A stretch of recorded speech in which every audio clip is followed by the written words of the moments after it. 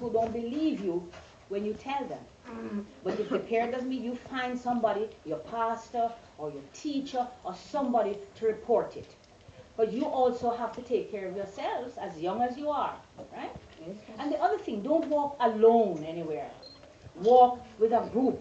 Always walk with a group.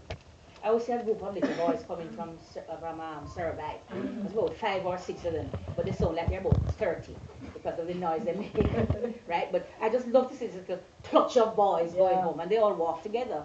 The girls too, right? But you must always walk with more than one person. Not just 2 of you walking on the street, but walk with a group of persons, because that's how you protect yourself. All right? And as I say, if somebody approaches you that doesn't, you get, we all get alarm bells in our heads. Something happens and you begin to feel, you don't feel very easy about it. Run, right? Run. Or somebody comes, if you're used to being picked up from school by someone, a particular person, and you see this car comes and says, your father or your mother sent me to pick you up. Call the teacher and say, Miss, this person is here to pick me up. Don't just go in.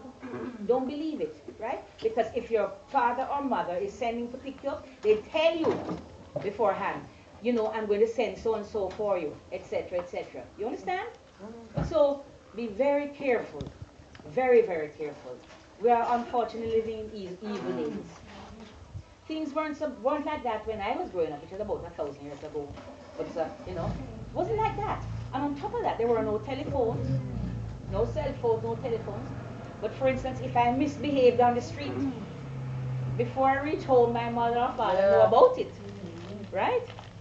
So you have to learn how to behave, how to walk properly, not to be rushing all over the place, or you might get killed, right? Motor car will run over you, okay? I've been driving for years, and right now, for the last 4 years, I have not driven.